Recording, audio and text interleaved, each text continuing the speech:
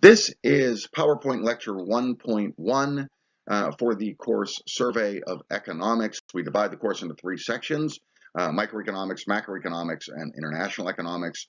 And this PowerPoint serves as the basis really of the underlying totality of economics. You see the objectives of this PowerPoint slide are to learn the basic assumptions of economics, of which there are three, to learn one of the more vital concepts of economics, which is opportunity cost, to learn what the factors of production are, to learn what adds value to a thing, to learn what the various economic advantages are, and to learn the uses and purpose of money and what money is.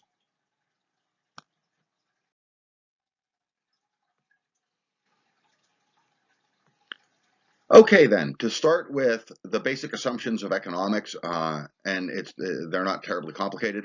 The first assumption is that resources are scarce. Now, normally economists say that you have scarce resources and unlimited wants, but really the assumption is that resources are scarce. This comes from being in a finite world where things are limited. As a result of that, that's going to lead us to several different conclusions, among them being opportunity cost, which we'll go over in just a minute. The second is that economic actors are rational, and without getting into a lengthy psychological discussion of this, which is well beyond our scope and purpose, what we mean by rationality is that people try to get the most for the least, okay? Highest benefit at the lowest cost. And the third of them is that economic actors are self-interested, meaning very simply that they place their own interest over the interest of the collective. Now, one of the things that I like best about economics, being a practitioner of Tao, is that in economics you have a certain Tai Chi, okay? There is a Tao behind economics. In Tao, we talk about two different types of energy, yin energy and yang energy, and they're fairly popularized in culture, so most people know about these now. Yin energy is the energy of reception. Yang energy is the energy of initiation. In economics, all actors participate in both these energies. In fact, in Tao, everything in the universe participates in these two energies. The yin energy in economics, generally speaking, is the energy of consumption. The yang energy is the energy of production. Now, this is the very famous basic flow chart of economics, and you can see what we were talking in the last slide about the kind of Tai Chi, the kind of Tao behind it. We have a number of different actors, and this is before. We'll modify this when we get to macroeconomics, and we include the government, and then international economics will include additional actors from outside the United States, from foreign countries. But we start off with two basic actors. We start with the individual, which is you and me, oftentimes referred to as the consumer, and I have it as the individual because it's really not accurate to call them the consumer. Because they engage in consumptive behavior, but they also engage in productive behavior. See, what these guys do is they provide labor. They're your workers. Now, we have two types of goods, and we'll go over the types of goods here in a little while, but you have firms that produce inputs and firms that produce finished goods. I'll give you an example. Take a steel mill. A steel mill produces steel. They sell it to an automobile maker who makes automobiles. That automobile maker then sells it to individual people, to consumers, okay? The consumers provide labor both to the steel mill and to the auto factory. The auto factory produces automobiles for the individual. It's very rare that individuals are going to buy a lump of steel, but I mean, it does happen. Okay, so you see the circular flow. And what we mean is that everybody does both. The individual consumes the finished product and produces labor. The input firm produces the inputs that are going to go in a later stage of the production process and consumes labor. The finished goods producer consumes inputs, consumes labor, and produces finished goods. Okay? Now, one of the most significant concepts in economics, and it's a very basic concept, and unfortunately economists have a tendency to come up with very highfalutin, very complicated definitions for what are essentially very simple things, and I think they do that to make themselves feel more intelligent than they actually are. Opportunity cost is a very simple thing. Everybody understands it, at least at an intuitive level. before even coming into an economics class. It very simply means that to do or to have one thing, you have to do or have something else. You have to give up doing or having something else. This flows to us from scarce resources, okay? And we understand this as students. For students, probably the most important resource at the disposal of a student is time, okay? Well, you can't do multiple things at once, at least not do them efficiently. And so you have to make decisions about how to allocate your time. What we deal with is the allocation of resources, okay? Time being a resource, okay? Am I going, for example, am I going to go study tonight, or am I going to go drinking with my buddies? Am I going to watch a movie, or am I going to study my economics? You can't do both. All right. Now, with that in mind, we have the very famous production possibilities curve, okay? and the very famous example from economics is the guns and butter. You can either produce guns or you can produce butter, which is at a larger level, civilian goods versus military goods. And years ago, when I was going to the dentist, my dental hygienist, who had studied some economics, whenever they would have me in the chair and her hands would be in my mouth so I couldn't respond, she would insist on going over what she remembered of this basic idea. Here we generalize it, okay? You could produce one of two things. You have product X, product Y. Okay, if you use Aristotelian logic, you could have product X and product not X. Okay, now, given the availability of your resources, and we'll go over the factors of production here in just a minute, but given the availability of your resources, you can produce, if you use every single resource at your disposal, you could produce this much Y and no X. Alternatively, using every resource at your disposal, you could produce this much X and no Y. Or you could produce any combination of the two based on how you allocate resources, any combination of two on this line, which are designated by points C and D. Now, the question is, if we're producing at point A here, okay, which is a combination of product Y and product X, what that means is that we're underusing our resources. We're not using all of the resources at our disposal. Typically in a macroeconomy, that's where a macroeconomy is. It's very rare that the macroeconomy is perfect efficiency in terms of its use of resources, okay? And we'll deal with this more when we get to the macroeconomic section. That's point A. You're underutilizing resources. Point B is beyond the production possibilities curve because it would mean producing this much Y and this much X simultaneously, which we can't do given our availability of resources. To reach point B, we would have to increase the resources at our disposal. And here's a basic example, and production possibility curves exist at all levels of economics. They exist at the individual level, they exist at the macro level, which is the economy at large, and they exist at the international level. And perhaps that's, at this point I should rest for just a moment and explain the difference between these three levels, the three different panels we're going to be studying. Microeconomics is the behavior of the individual or the individual firm. Macroeconomics is the behavior of the industry as a whole, the economy as a whole, and the collection of consumers as a whole. And then international, obviously, is take that macroeconomy, take that microeconomy, and deal with foreign actors. All right. Here we're dealing with a microeconomic example of production possibilities. We're at a restaurant here, okay, a restaurant bar. I worked as a commercial cook for most of my life, from the time I went away to college until only about 10 years ago. I worked as a commercial cook. So a lot of my examples in economics come from restaurants because that's what I know. I mean, I spent a lot of time in there.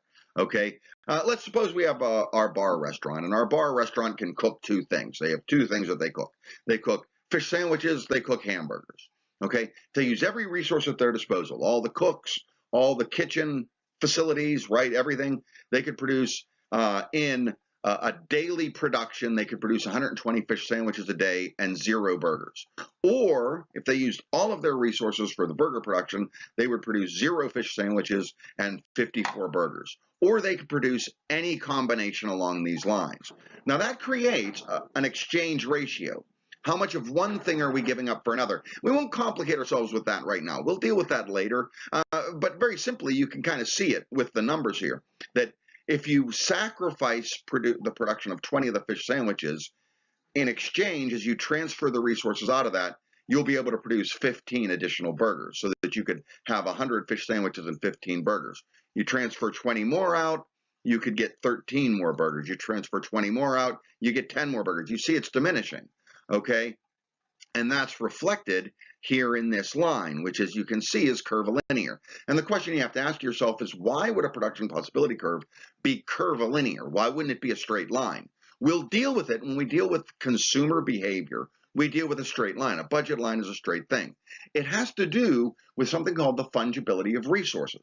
It's a very simple idea to understand. Not all of the resources, in this example, not all of the resources that go into fish sandwich production can go into the production of hamburgers. Basic, think of our fish sandwiches, let's make them out of, I don't know, codfish or haddock, okay, whatever, codfish, okay? Well, codfish is a very limited utility in the making of a hamburger, which is made out of beef, all right? And so as we transfer resources out of the production of the fish into the production of the hamburgers, it becomes more and more expensive. You're going to get less and less production of the alternative for more and more of what you sacrifice, okay? And this is based on the resources that you're sacrificing. Not all resources go into the production of everything. That brings us to the very simple understanding of the factors of production, okay? Now, this is simple to understand. Look at anything that is currently in your eye view. Take anything, any product. I have a coffee cup here. I have a pack of smokes. I have remote controls, okay? Something is true of all of them. First of all of them were made somewhere. They were all made physically in some location on the planet. That means that land is one of our factors of production. Secondly, they were made by someone. That's labor. They were made by whom it's made. Third, in most instances, with most products, they were made using some piece of equipment, something, whatever it may be. That's not universally true, okay? It's not true of what we call primary products. A lot of primary products don't require machinery. Primary products are agricultural products, okay? And we include extraction, but extraction, which is mining, that requires capital equipment. But agricultural products don't, okay? You can walk through a field. You can literally plant soybeans by hand, okay? You can dig a little hole, put the little soybean seed in there and grow soybeans. And then you can go and pick them by hand. It's not terribly efficient. To increase efficiency, typically you're going to have capital. Most of the agricultural products that you consume, they're going to use capital, okay? They used harvester machines, they used tractors, planting machines, etc., all right? And then the last of the factors of production is the one that is often overlooked. Entrepreneurial ability, which is the skill in creating the product. What the entrepreneur does, they're the ones that make, and it can be an individual, it can be a group of individuals, it can be, you have individual proprietorships where an individual is the entrepreneur and makes the decisions. You can have limited partnerships, unlimited partnerships, corporations where you have a board of people that do it. But what the entrepreneurs do is they make the decisions about how to allocate resources. When I teach free market economics, I use a book by Thomas Sowell called Basic Economics, which is a brilliant book, and I heartily encourage you to read it because it's written actually in fairly layman's terms. But his position, the point he brings up, and it's a very true point, we go over it over and over and over in free market economics, and we look at it here as well, is that ultimately what determines the success or failure of a business is entrepreneurial ability. The decisions they make how to allocate their resources. If they make bad decisions, the business goes under. If they make good decisions, the business thrives, expands, etc. This is true of students. The defining feature as to whether or not a student is going to make it in college and is going to be successful is their allocation of resources, primarily their time. Students can either be in the classroom studying, or they can be out doing whatever the hell they're going to do. My father, who went to Northeastern University on a baseball scholarship, okay? He by his own admission, probably minor league quality baseball. He went to Northeastern University on a baseball scholarship. On the first day of practice, the coach told him this very thing. It had to do with allocation of resources. The coach told him, you've got a decision to make. The earlier you make it, the better everybody's going to be. You can either decide to be here on the ball field till 7 o'clock at night practicing, or you can be in the lab studying till 7 o'clock at night. And the two you can't do. So make your decision. And my dad quit baseball and he became a chemical engineer. This is a very simple idea, okay? And it is actually the success or failure of students. Now, we dealt with this with the production possibility curve. Now we'll give a little bit more amplification to this. The fungibility of the factors of production. You note that the PPC is not a straight line. As you transfer production from one product to another, we transfer the most fungible assets first. Let's go back to our fish sandwich example and our burgers example.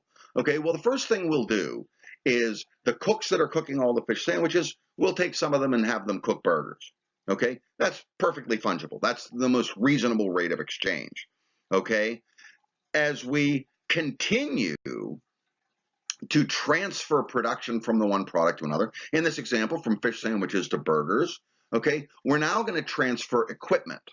Okay, well, try transferring your deep fryer, which is where you deep fry the fish, to burgers. It's not very successful. Okay, typically what happens with a burger, and I know because I've tried this, when we were backs up against it and we tried to cook the burgers faster one time, try squishing that patty together and throwing it in the deep fryer. It ain't going to work out well for you. It has a tendency to break up, unless you bread it. Breaded burgers. I never really thought about that, but that would have been a good idea. Okay, and then we look at other resources. We look at the ingredients that go into the thing. All right, we have the same basic thing in all industries.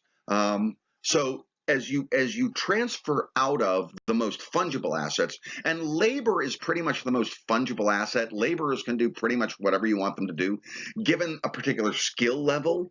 Okay, and cooks are cooks. Okay, the same cook that cooks the fish can cook the burger. All right. It's different when you change skill levels of cooks, because you have some cooks that just simply can't do things. But you have other cooks that do things quite well. All right. Now, an additional example, let's take a look at the transition that's taken place in Pittsburgh.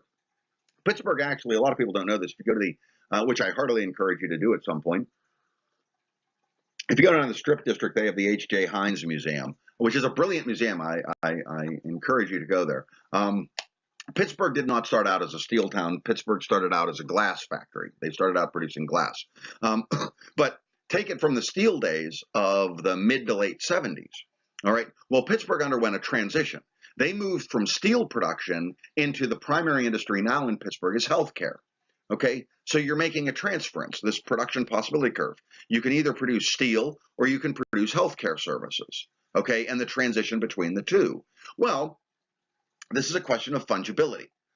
Labor is generally the most fungible resource. Like, for example, okay, right now down in the south side of Pittsburgh, where the UPMC south side is, that used to be a J&L steel mill. All right. They plowed down the steel mill and built a hospital.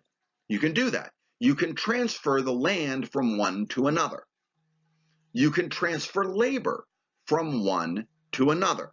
This one didn't work out well with the transition to healthcare. It didn't work out well with the transition to healthcare because the steel workers weren't really able to make the transition into the production of healthcare. Okay, in other words, your steel worker didn't become a neurosurgeon. Okay, theoretically, okay, on the white marker board or blackboard as we used to use in economics, you should be able to retrain your workers. You should be able to take your steel workers and retrain them to be healthcare professionals. Didn't work out that well. Okay, didn't work out that well. Land, yes, you can do. Capital is probably the least fungible of all. Because, for example, a blast furnace or a rolling mill or a coke oven in steel production is of relatively limited function in healthcare provision. I mean, I suppose what you could do is you could take a blast furnace and use it to dispose of dead bodies that don't make it at the hospital. But that's about the only utility. What the steel mills generally did with their blast furnaces when they would take them out and then plow down to make the hospitals, what the steel mills would do is sell them to overseas steel firms.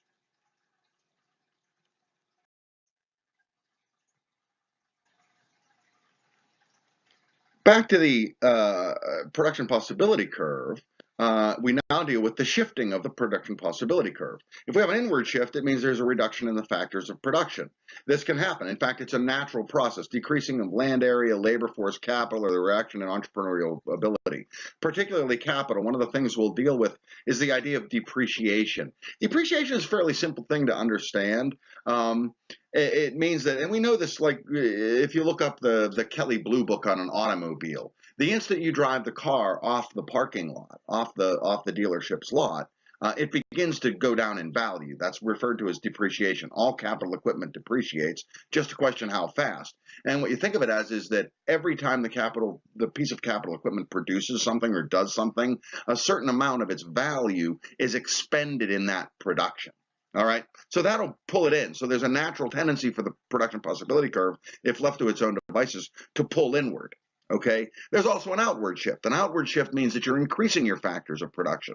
Okay, people being what they are, they have a tendency to reproduce. Well, as they reproduce, eventually these people enter the labor force. That means increased labor. That's going to shift your production possibility curve outward. The more laborers you have, the more you can produce. All right. If you have investment literally is the purchase of capital equipment, or the purchase of capital. So as you invest, that's going to push the production possibility curve outward. All right. Technological improvements push the production possibility curve outward because they make you able to produce more. Here we have a graphic depiction of the production possibility curve shifts. Okay, we start off with our production possibility curve here at C and D. Well, if we do nothing and we have suffered depreciation, that production possibility curve will slide back here to A. If we increase the capital through investment, if we increase the labor force, if we conquer Canada and increase our land area. I didn't say conquer Canada. Scratch that.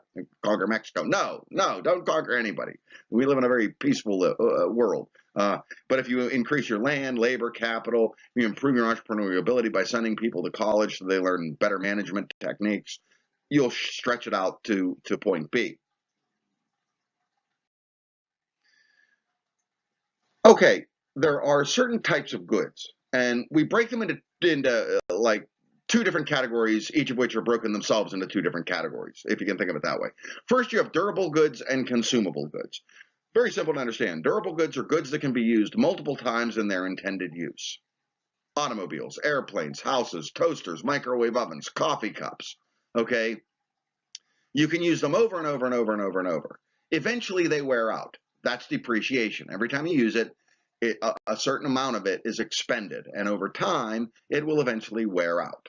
Okay? Consumable goods are goods that can be used only once in their intended use.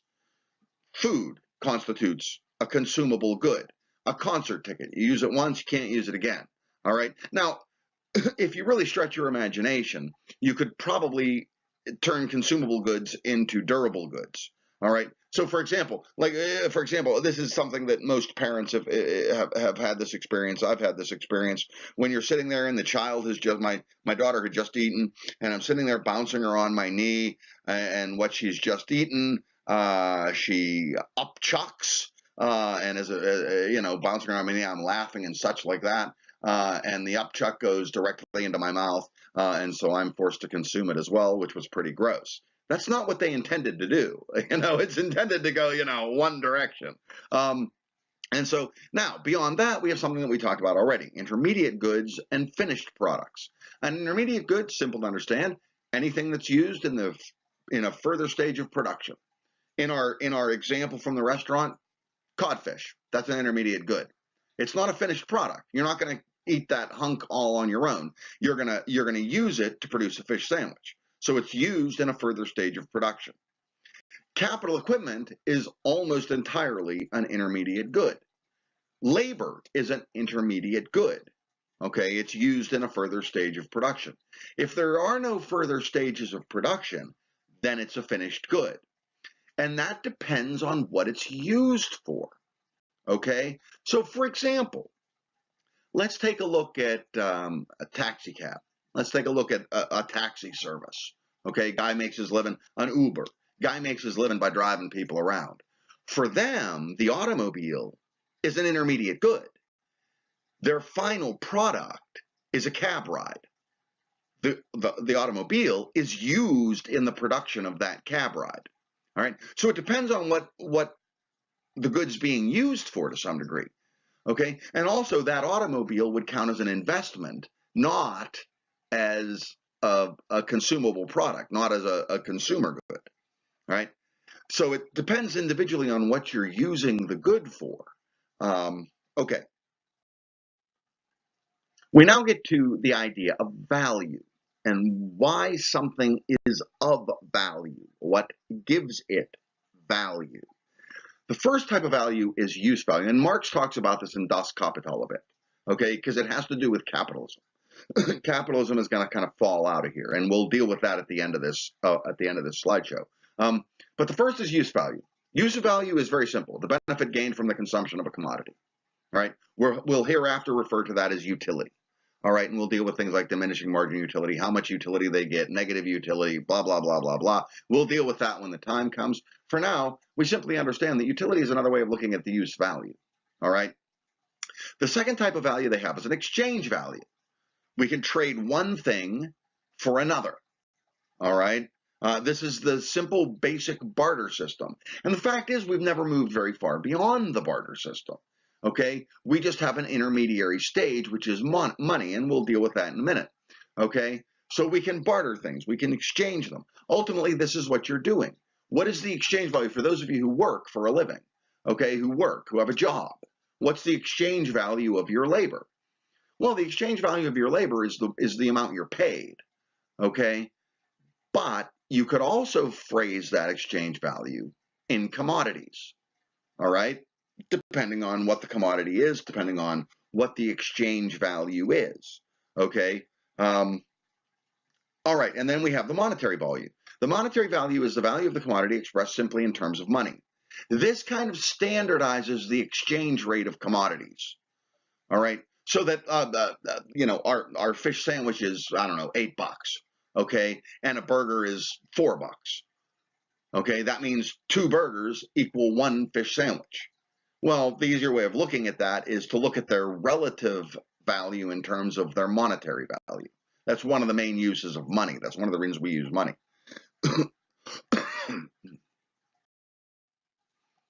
Question, of course, is what determines the value of a thing? All right. And scarcity and abundance have a lot to do with it, and we have that down there. The first is the benefit derived. The greater the benefit, the greater the value. Okay. If you don't derive benefit from anything, then there really is no use value to it. The labor and capital involved in its production. This is one of the primary factors. This is what we refer to as value added. Anytime you add labor or add capital, depending on the quantity and quality of the labor and capital you add, it makes the thing more valuable. Okay? This is why people are paid different rates. It's based on the quantity and quality of their labor. All right? You make $40,000 a year. As opposed to someone that makes $60,000 a year, that's an expression of the fact that the quantity and quality of the labor of the person making 60 grand a year is beyond the person making 40 grand a year. This is why minimum wage is minimum wage for a reason. The person working at McDonald's is getting minimum wage because their labor, the quantity and quality of labor that they're bringing to bear, is not the same as someone who's making $20 an hour.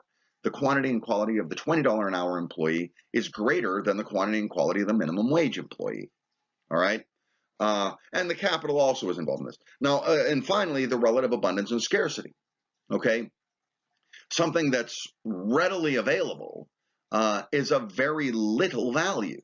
Okay, they're not going to pay. That's one of the greatest tricks ever. One of the truly greatest. This is our marketing friends. One of the truly greatest marketing tricks ever is the sale of bottled water. Water is the second most abundant quantity on the planet, and we're able to get people to buy it, to pay for it in bottles. And people don't know this. People think that the bottled water comes from some miracle well somewhere. Bottled water is tap water. They run it through a filter. That's all it is. Okay, the water companies had to finally admit to that. But even better than that, they now have oxygen bars where you can hook yourself up with oxygen and pay a fee and get pure oxygen. This is the most abundant resource on the planet. You can breathe it for free. and yet they're able to charge people money for it. I love that idea. How did you get that to work? If only I could do that. I wouldn't have to work at Robert Morris anymore. But anyways, that's the final determinant of value. And that's why when we get the value added, I just mentioned this, that it depends on the quantity and quality of labor and capital. Okay?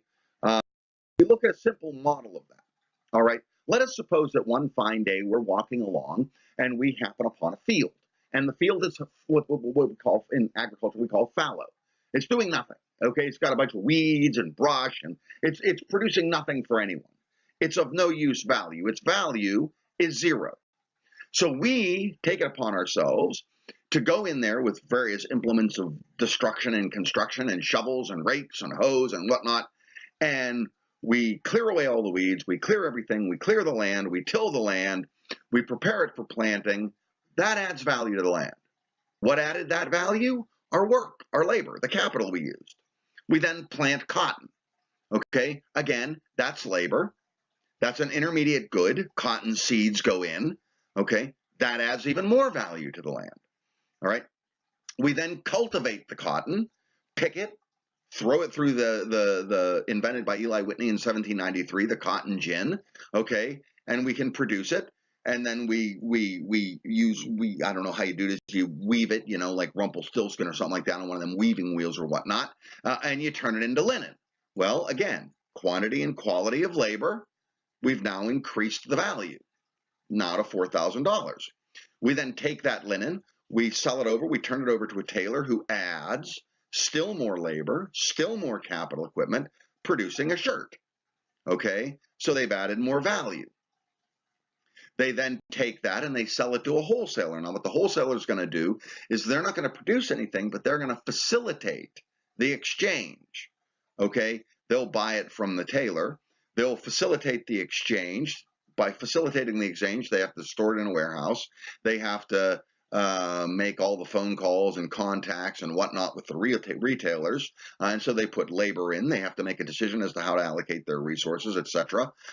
They add more value to it. Now it goes to the retailer. Well, now the retailer is going to add value to it by adding capital equipment, by adding labor, meaning they're going to have a sales staff, they're going to have a management staff, they're going to have trucks that bring it from the wholesaler to the retailer, they're going to have a store where they sell it. That adds still more value. Okay, and finally it pops out as a shirt for 64 bucks to the consumer. All right, now the thing is, this is one of the things the internet's done. The internet cuts out this guy entirely.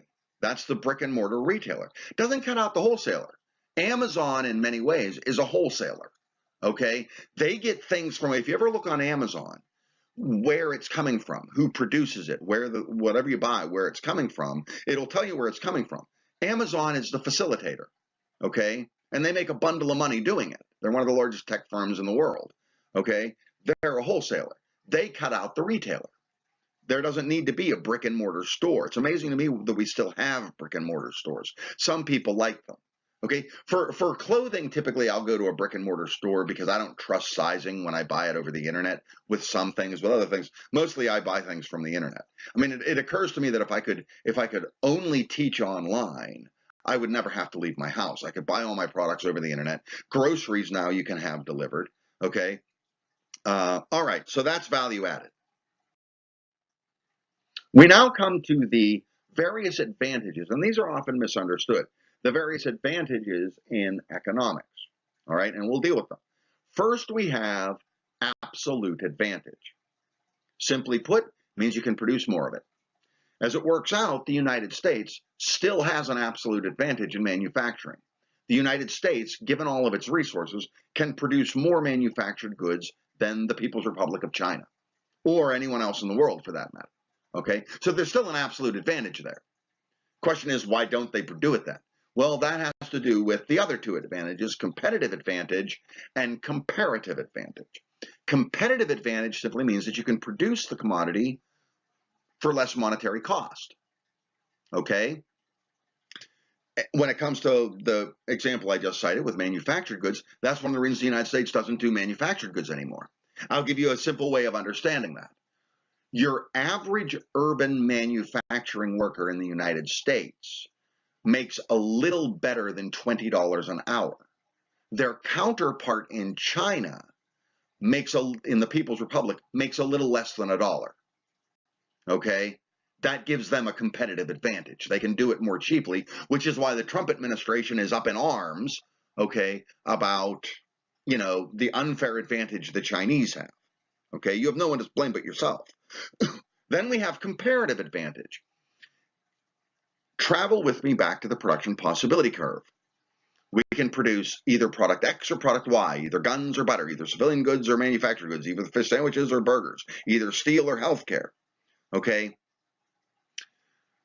As we transfer the resources out of one to another, we sacrifice a certain amount of the one thing to get a certain amount of the other thing.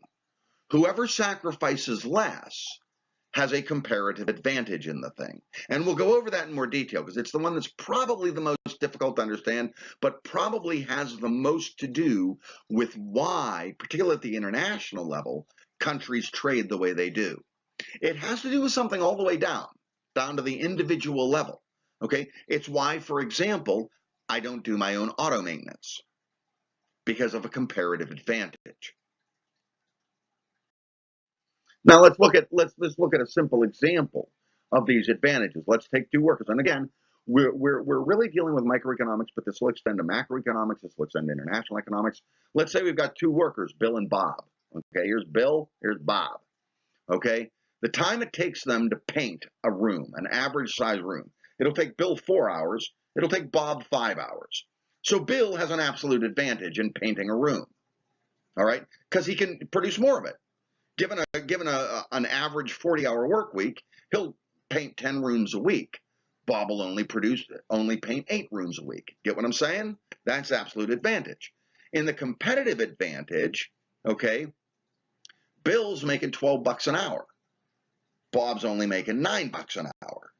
That means in terms of painting, to paint a room, which takes 4 hours, it's going to cost $48 for Bill to paint the room.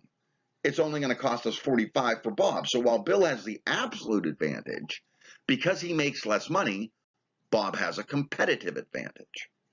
Okay?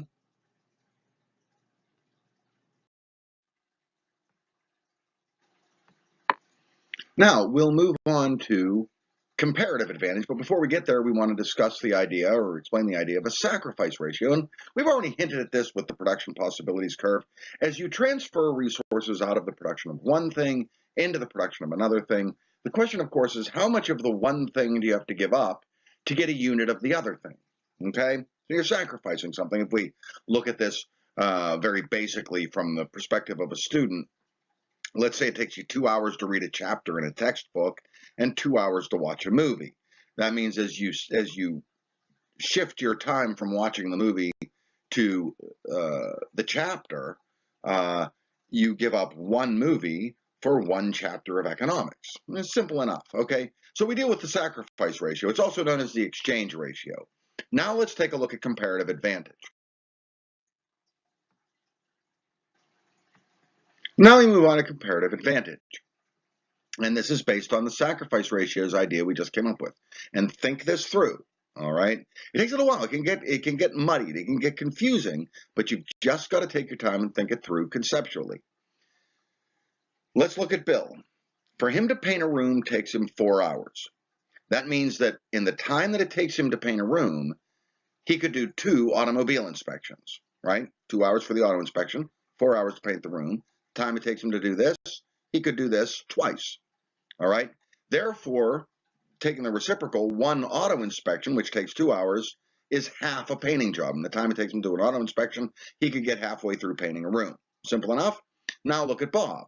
For Bob, one painting job is going to cost him 5/3 of an auto inspection. He can either paint the room for 5 hours, or he could get one automobile inspection done and be 2/3 of the way into another, 5/3. So therefore, one auto inspection costs him 3/5 of a painting job. Now, this gives us comparative advantage. One thing we notice, it's not possible to have a comparative advantage in both things. It's based on the sacrifice ratio. If you give up less, you have a comparative advantage in it. And so, by definition, the very thing that gives you a comparative advantage in one thing, sacrificing less of the alternative, compromises any possibility of a comparative advantage in the other thing. All right. So look at this. Now, it costs Bill less to do an automobile inspection. To do an automobile inspection, he sacrifices half a painting job, compared with Bob, who sacrifices 3/5 of a painting job, one half being less than 3/5. And it costs Bob less to do a painting job. He sacrifices 5/3 of an automobile inspection, compared to Bill, who sacrifices 2 automobile inspections. Okay? And so Bill is our automobile inspector because he sacrifices less painting, and Bob is our painter because he sacrifices less on automobile inspections. All right. All right. That's comparative advantage. And we'll look at it. Think that through a few times. Rest here for a minute and think that through till you get it. Now, here's where economics becomes fun. I explain to students all the time that economics is actually very good fun. But for it to be very good fun, you have to know it. Okay, and this is all based on the very simple ideas that we've just played out, the idea of competitive advantage and the idea of comparative advantage. And there's a number of questions here, and I encourage you to pursue these on your own. We'll look at them. The first question, how much of a raise could Bob receive and still maintain his competitive advantage in painting? Okay. Second, how much of a wage reduction would Bill have to take to capture the comparative advantage in painting? And you see the rest of the questions there. How much would Bob take to reduce his time in auto inspection to capture the comparative advantage in auto inspection? How much? We're not going to worry about formulas. We're going to worry about conception here. There's a number of different ways to figure this out, and you just have to think your way through it. And we'll do that. We'll give you on the next slide the solution to the first part, and we'll walk through it. Okay. First part, how much of a raise could Bob receive and still maintain his competitive advantage in painting? For Bob to maintain the competitive advantage in painting, he must do a painting job for less than what it costs to hire Bill to do the job. Now, from a previous slide, couple back, Bill did the job for $48. He was getting paid $12 an hour. It took him 4 hours to do the job, therefore $48. Now, while Bob receives less money, it takes him longer to do the job. All right. He still has the competitive advantage. If you remember, it cost $45. He did it in 5 hours, and he only got paid $9. So he did it for $45. Okay. So he had the competitive advantage. Could we give him a raise and have him still maintain his competitive advantage? Okay. All we have to do that is Bob must be able to do the job for less than $48. It takes him 5 hours to do the job. How much could we pay him for him to do the 5-hour job for less than $48? Now think that through for a minute. All right. The simple algebraic formula would be 5 times whatever his hourly rate is has to be less than $48. Okay. With me so far? He's now making $9, so it cost him $45. We're going to give him a raise, but we want him to maintain his competitive advantage. Simple enough. Think about it. At $9.60, all right, Bob would do the job for $48. They'd be dead even. Therefore, if he makes anything less than $9.60, he can still do it for less than Bill and maintain his competitive advantage. Therefore, he could receive a raise of less than 60 cents an hour. Yeah, and now you can go through and do the others just to make sure you understand this concept.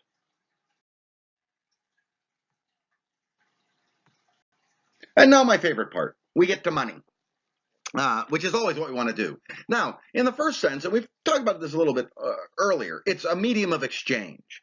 Okay, there are certain complications that are occasioned in the barter system. I'll give you a simple example so you can understand those complications. Let's suppose that you and I produce two things. I produce, I don't know, grilled cheese sandwiches, and you produce tennis shoes. All right, well, that's simple enough. Okay, I can trade you my grilled cheese sandwiches for a pair of tennis shoes. Let's say at 5 to 1. I give you 5 grilled cheese sandwiches for a pair of tennis shoes. All right, and that works well. That's fine, except for one thing. What happens if you're hungry and you want a grilled cheese sandwich and I don't need a pair of tennis shoes? You come to me, you say, hey, I'm hungry. Let's have some grilled cheese sandwiches. I'll give you these tennis shoes. And I say, that's great, except I don't need tennis shoes. So, what are you going to do now? Well, what you're going to do now is you'll give me a voucher, an IOU. Okay, the IOU will be worth 1 pair of tennis shoes. I'll give you 5 grilled cheese sandwiches. You'll give me a voucher. At some later time in the future, I might need a pair of tennis shoes. I can exchange it. I could exchange that with someone else who maybe needs a pair of tennis shoes for something that they have that I want. This is money. Now, in the strictest sense, what that voucher is, what that IOU is, what that money is it's a storehouse of value. In the case of the very simple example I've just given, it's a storehouse of the value of those tennis shoes. This is how things work, okay? The number one thing that this is going to work with is labor, okay? We work, we labor for an hour, and rather than bartering something with us, okay, and you've seen, so I will work for food. I've done that. You can barter for your labor, okay? I used to barter with my Tai Chi master. In exchange for additional Tai Chi lessons, I would do yard work for her. Okay, I painted a barn one time for her in exchange for that. Okay, so it's a storehouse of value, and that's most of the restaurants I worked at. In addition to my monetary compensation, which was the value of my labor, in addition, every restaurant I ever worked at, I got 1 free meal, 1 shift meal, and most of them gave me 2 free shift drinks. Okay, so it's a storehouse of value. And then finally, what we talked about before, it's a measure of relative value. It makes it easy to look at any number of items and see their relative value to each other. Okay, like our fish sandwich is $8, a burger's $4. Okay, therefore 2 burgers equals 1 fish sandwich. It's simple math. It's not complicated. I can't do complicated math. It's very simple. All right. As a coda, as it were, to this PowerPoint, we want to explain what capitalism is. Because a lot of folks don't understand this. Okay, they think, oh, private property, that's capitalism. No, communism has private property too. Okay, socialism has private property. It has to do with the relationship of exchange. Marx gets into this at some length in Das Kapital, and so in homage to Uncle Carl, I thought I'd include it here. The basic primary relationship in economics is a barter system. A commodity, something of use value, for something else of use value, the grilled cheese sandwich for the tennis shoes. But because of the inconveniences, what ends up happening is we trade the commodity for a storehouse of value. Okay? We give up a commodity, my grilled cheese sandwiches, for money, an IOU, for another commodity. So at both ends of the spectrum here, you see, you have something of use value traded for the IOU, money, the storehouse of value, then traded for something else that has a use value. That's natural. That's every economy has that. That's not capitalism. Capitalism is this relationship. You start out with money. You trade it for a commodity, then you trade it for more money. In this case, the capitalist, okay, who Marx referred to as Mr. Moneybags, is an intermediary. They're a middleman. You want an example of this? I've had a stormy relationship with bookstores over my teaching career because they're middlemen. What do they actually do? Do they produce anything? Do they write the book? No, they don't. Do they publish the book? No, they don't. What they do is they buy the book, they exchange money for the commodity, then they mark up the value and sell it to the hapless students. Okay, this is why I always suggest to my students, screw that. Either buy it online direct from the publisher or buy it online, hard copy or electronic. Cut out the middleman. They don't like hearing that from me. Now, Marx underestimates the role of the capitalist, though. To him, the capitalist is useless. All right.